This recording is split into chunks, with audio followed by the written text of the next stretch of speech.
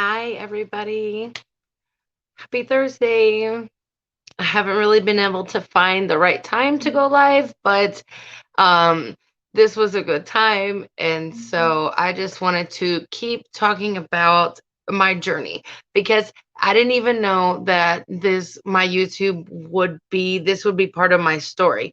I never planned for for my YouTube journey to be part of what's going on in my life. I thought that I was going to talk about serving. I thought I was going to talk about um, like emotional healthiness in the pandemic, dealing with the pandemic. That's kind of been more of like my focus on that. But life has just ended up that I've just decided just to talk about randomly happened in my life, how it's going, help me process a little bit, getting things out and talking about things that are just bringing them up how they are. It's like, so for example, if I didn't see my kids, I didn't have any communication with my kids for 6 years, but I didn't like ever want to talk about it, and it's just like I've been able to just like give away that part of me and just be open and talk about what it is, because me giving up like those personal reservations of feeling a certain way about how my life has ended is not helping me any. And I know a lot of us have been through that same thing.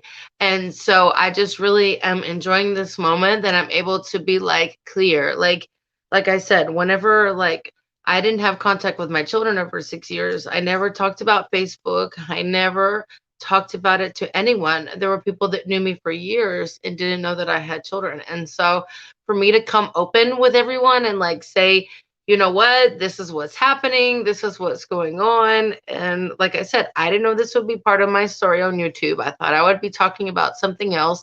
I feel moved to talk about what's going on. And so we're going to roll with that, because my goal is just like I feel like in my 30s, like I've met a lot of people, and I like how I can just pick it up, put it down. There's a lot of nice support that you have. Like I've mentioned before, we don't all like the same. We don't all like everyone in public, but in YouTube, we can kind of choose. And so I just really appreciate the support that I have from there. But I want to talk about what it's been like for 2 weeks. So now the kids have been with me over 2 weeks. Now I've been a mom of three for more than 2 weeks. And so life has been there's been so many emotions, and I'm literally an emotional mess. I am just by myself, like randomly crying, but I'm crying of like happiness. I'm crying of seeing their growth. I'm crying of thankfulness and joy, and like I'm just really just doing this whole like God is good. And this is what happens whenever you continue to try to be a good person and do the right things, and you think nobody's watching. Well, they're watching. And so it's been nice to have this kind of challenge that I never thought was possible. But I also have human emotions with everything. If I had one child and now I have three, and I haven't seen these guys in 6 years, and I'm trying to balance life with that. But at the same time, it's just really like, it's such a nice moment where like I'm doing something and we start talking, and I just stop what the hell I'm doing and just do it. I went to work with my sandals on. I went to work with my sandals on, and I looked at my husband and we wear the same shoes, and I'm like, this is happening because I'm a mom of three now, and life has just been so different. I want to talk about like the emotional and mental state that has been through though. Um, there's been a lot of moments where I do feel like overwhelmed, but I'm short with my husband, and I don't like it, but I have this anxiety about my kids because I haven't been in charge of them for 6 years. And so then one minute I don't see them, I'm panic. When they go to school, like I just can't wait for them to come back. And I live across the street from the school, guys, so I just stare. I wake up in the middle of the night and I look for them, and I just have like, I think my children and I both, we kind of have this anxiety and like about do I see them again? Like I'm really taking this part like seriously. And so I I have to deal with like my nervousness part because I'm on edge at times and I didn't think I would be. And not with them, but like with my husband or just with life because like I'm constantly thinking now. Like I have 3 kids to make sure that they have everything they need and that everything is like equal and life like keeps rolling and try to make it like my job is to try to make it as smooth as possible. So, thank you, Ashley. Thank you for listening. Elmer Rivera. Hola, feliz jueves. Gracias para escucharme. Estoy contando mi historia. So, that is just something that I just want to talk about kind of like the emotions of this, and it's obvious like I went to their school and did a tour of their school. I've never, I didn't know my children when they were in school. So that was a lot of emotion to go through this school and have that as my first experience, and they're in second and fourth grade. Like that was a lot, and like I was so nervous. I didn't want to embarrass my daughter, but I'm sure I did at the end of the moment, and like my daughter is 10 and she is really just close to that teenage years, and so we're just on a totally different level than what we were before. And all I know is that like I'm open-minded about who she is. Like I took her shopping and I was like, well, what clothes do you like? She said, I like black. And okay, all right, girl, we'll get you black. As long as it covers everything, we're good. So, hey, Truffle. And so that's been something that's just like I'm accepting them how they are in every way. And I'm super being myself, but I also have to remain controlled. Like I'm literally freaking out about finances. I'm literally having to deal with a guardianship battle with my father. There's a lot of variables with child support and with just the whole process. Like it doesn't happen in one day. It's nerve wracking to me, and it's something that I'm having to get used to is being worried about finances and being worried about the issue with the with court with the guardian for the kids, and all the things that it's taking to get everything straightened out is a lot, and so I find myself in a more negative spot than good sometimes. And it's so weird how I'm at home and I'll just be crying about just, I can't stop focusing on the small shit, guys. And I don't know why. You know what I mean? Like, I feel guilty about that. But it's like my kids are literally healing me because when I'm in my mind for more than a few minutes, I get totally negative and I just start worrying about, everything like anxiety from all my children now being at home is went up 100% in all different areas, and I didn't expect like my anxiety to go up, you know what I mean? And it's really important that I'm like emotionally stable.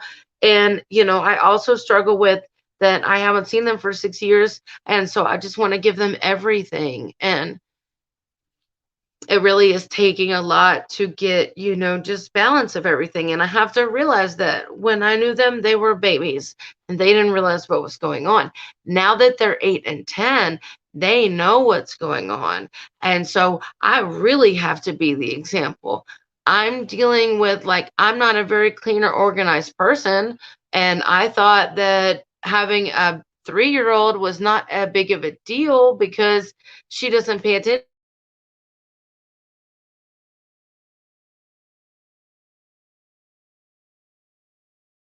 their clothes, and they need to clean up and they need to do this and they need to do that, but I have to do that too. Like I'm realizing that I am such an immediate example, and that's really put like a different part of responsibility on that for me. But it's been such a good thing. I'm so happy that the kids came in the most stable time of my life. We are adjusting to their my husband. They're getting to know my husband as a stepfather in their life.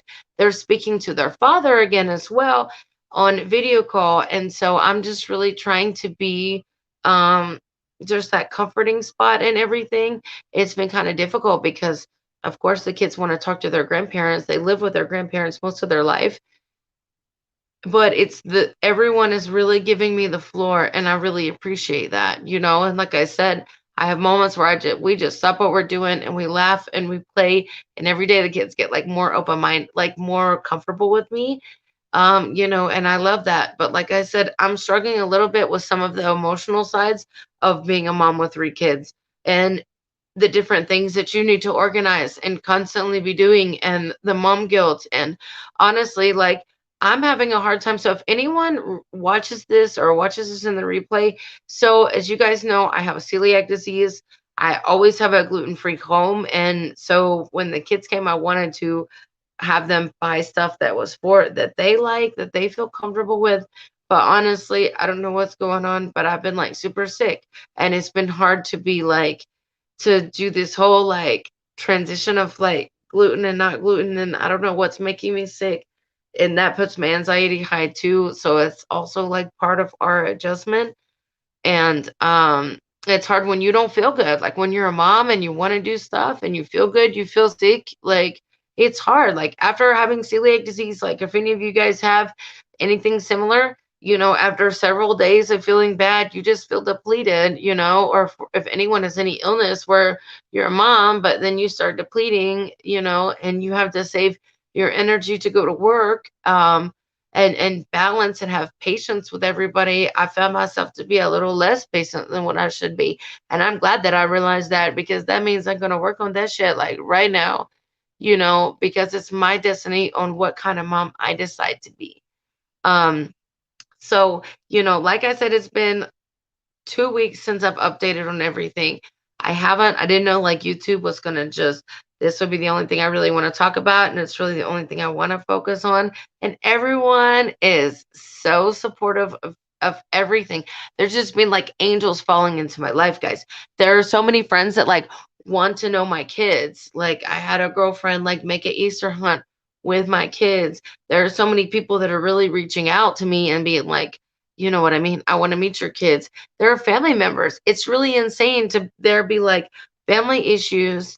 And now that the kids like live with me, like my entire family has reached out to me. And how am I not going to refuse that? I'm going to take advantage of that. And I told the kids, I was like, we're going to meet some of our family members. Like, you guys don't even know who they are. I have to show them and present to them who their family is so they know.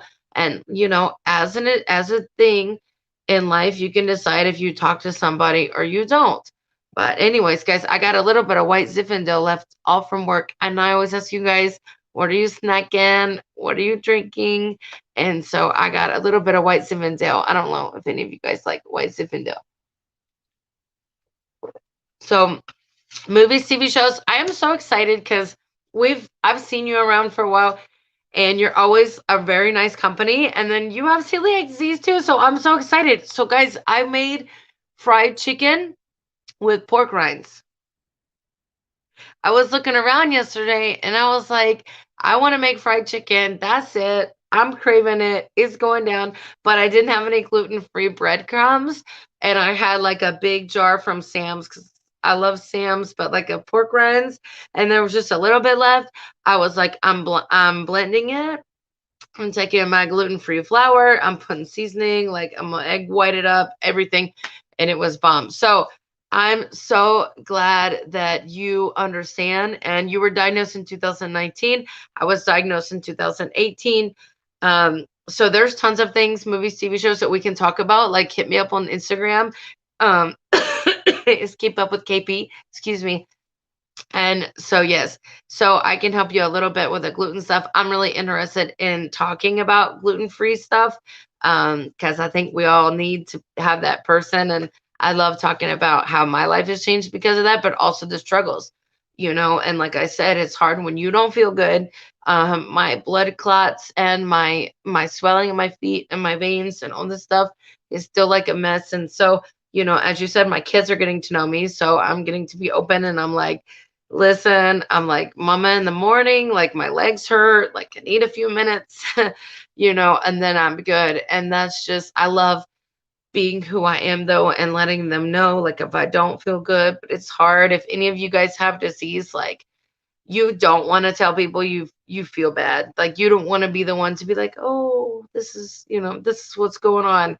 And so that can be super hard. I don't feel like the same person after celiac disease. I feel like I just don't have energy and defenses and things like I used to. But if you don't need medication to be healthy, all you have to do is eat gluten free is a good thing. I also wanted to talk to you guys about. So I told you that I'm struggling like financially on how to balance everything because it's just been such a last minute and thing, and I was not able to get any kind of public assistance for food. So that was unfortunate. And I did that whole like freak out thing, like I told you.